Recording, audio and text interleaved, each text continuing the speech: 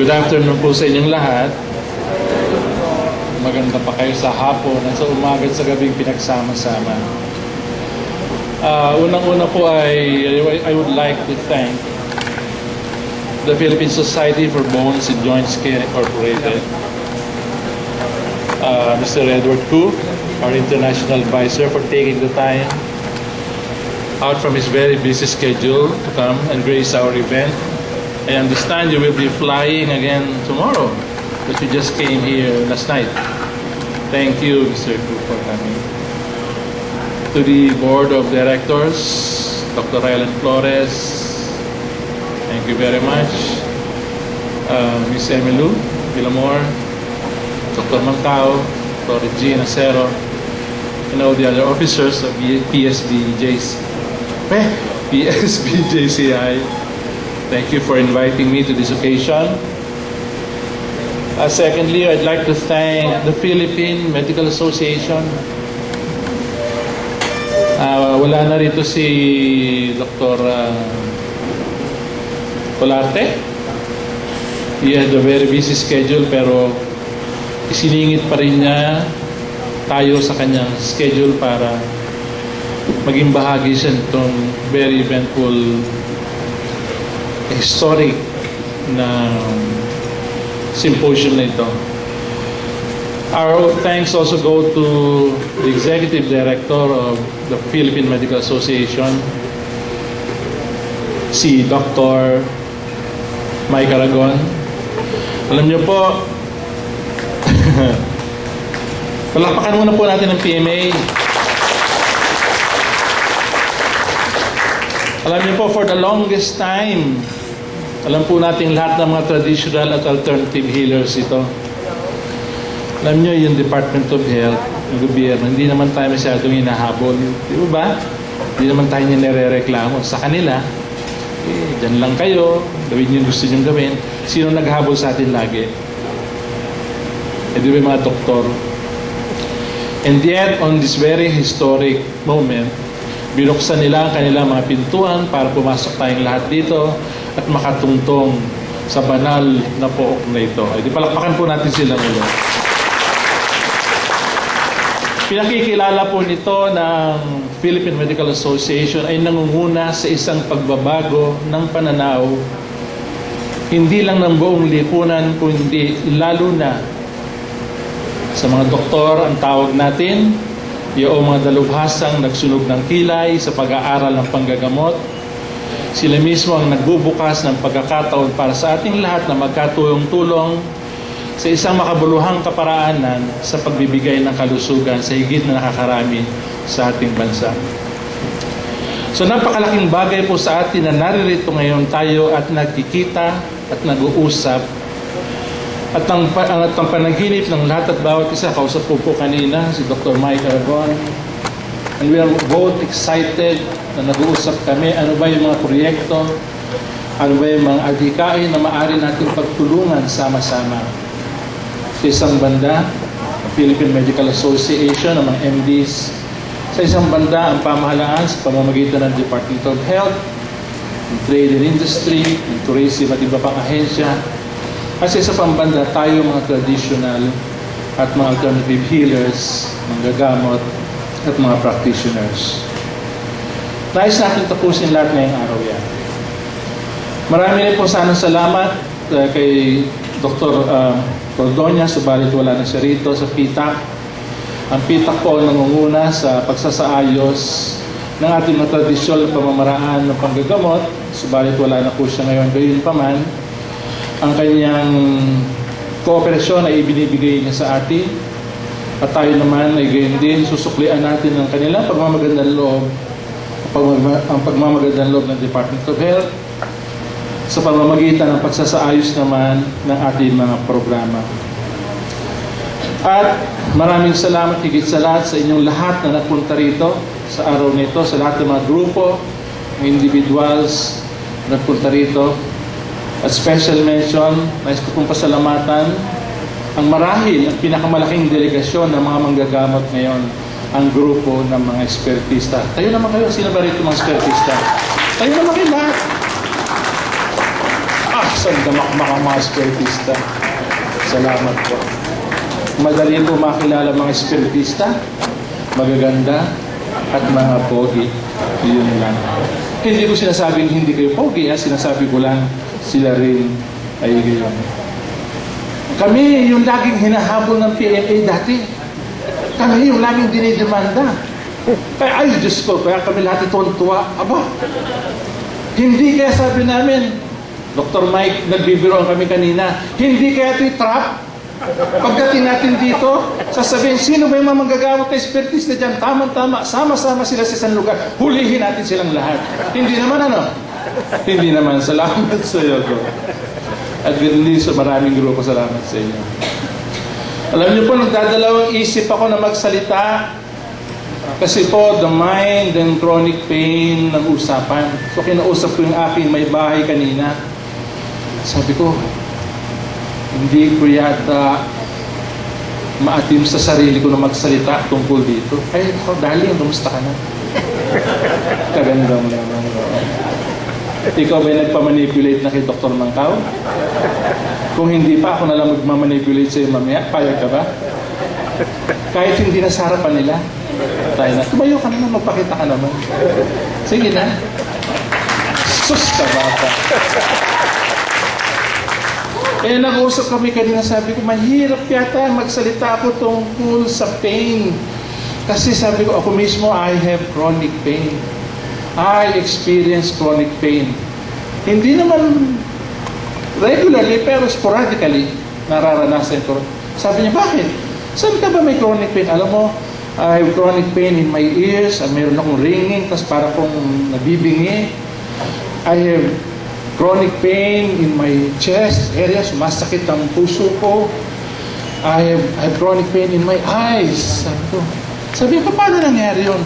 Paano ka nagkaroon ng chronic pain sa iyong tenga? Sabi ko, hindi mo ba naaalala? Tuwing umuwi ako ng gabi at nagagaganyan ka, sumasakit ang tenga ko.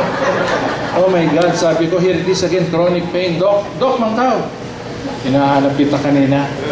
So I'd like also to acknowledge Dr. Christian Mangkaw. Without him, hindi ito magiging posible. Palakpakan po natin siya. Maraming salamat. Dr. Mangkaw is the bridge over the River Kwai. Siya yung nagtulay.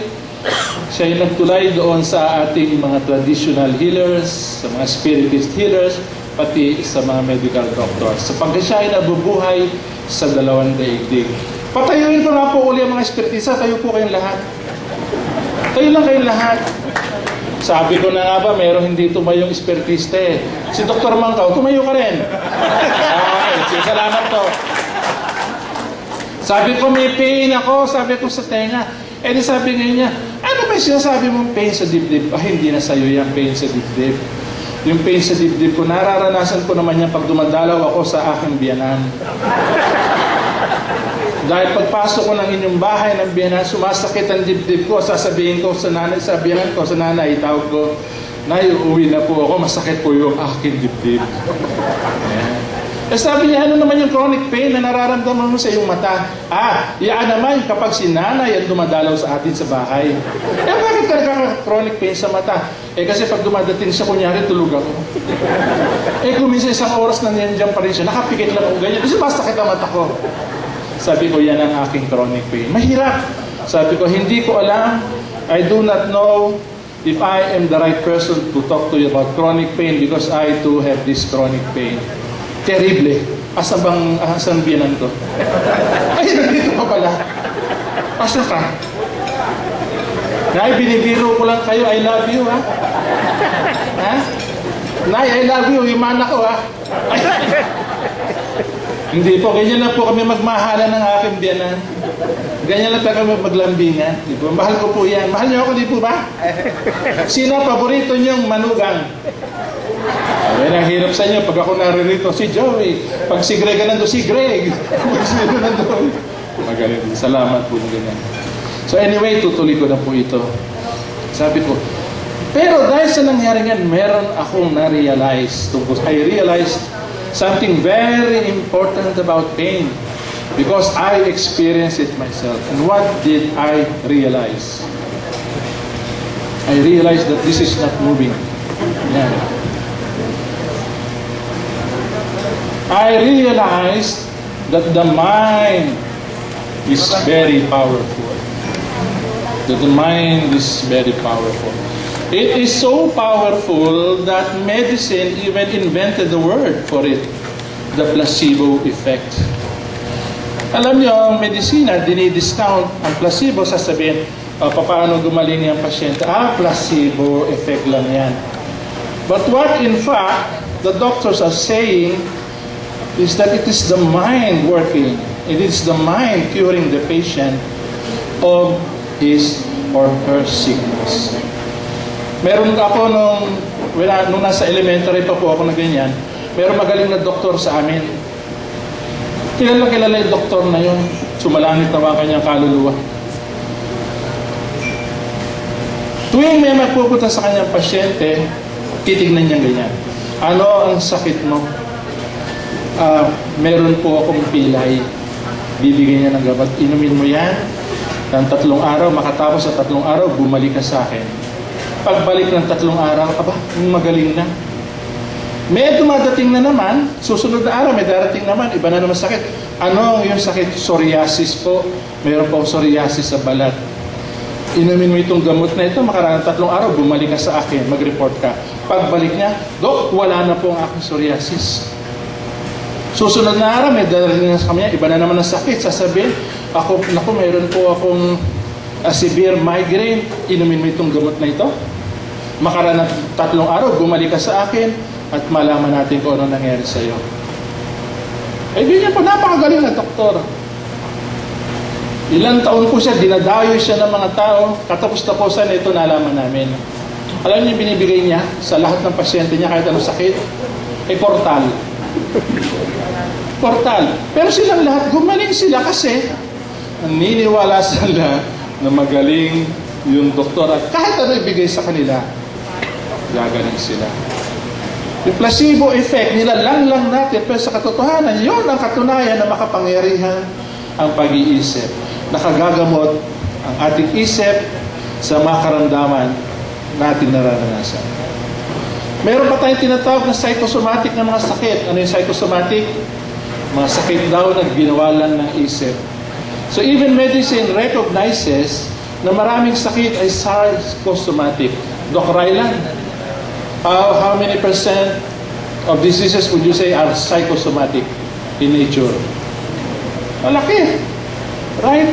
Malaki. So, ina-acknowledge natin na maraming sakit, maraming pains even, ang nanggagaling dahil doon sa pag-iisip. The mind is so powerful na maraming doktor, maraming manggagamot, maraming healers sa atin, napupuntahan ng pasyente, pagkatapos, Dok, hipo-hipuin mo lang ako. Gagaling na ako. Di sasabihin ng doktor, sige, dito ba? Dito, masakit pa ba? Opo, magaling na po yan. Dito masakit pa po dito sa bato ko. Hihipuin ni doktor, masakit pa ba? Wala na po. Dito po sa balakang ko, masakit pa po. Diba? Hanggang sa lahat na yata ng parte niya, sinabi niya, hinipo lang ng doktor, pero gumaling. May ginawa ba yung doktor? May ginawa ba yung healer? Wala. Pero dahil sa paniniwala nitong ginagamot, gagaling ako pag ginawakan ako ni Doc. Ano mangyayari? Gagaling nga siya. The mind is so powerful that under hypnosis, ang mga tao, nababago ang kanilang mga ugali. Halimbawa, sila ay mahilig manigarilyo, i-hypnotize na ganyan, pag-gising niya, wala na siyang paninigarilyo. I-hypnotize yung isang tao, natatakot ako sa mga gagamba. I-hypnotize siya, pagkatapos ng hypnotism, hindi na siya natatakot. Nawawala ang fears, nawawala ang mga nararamdaman, at nababago ang mga habits ng tao.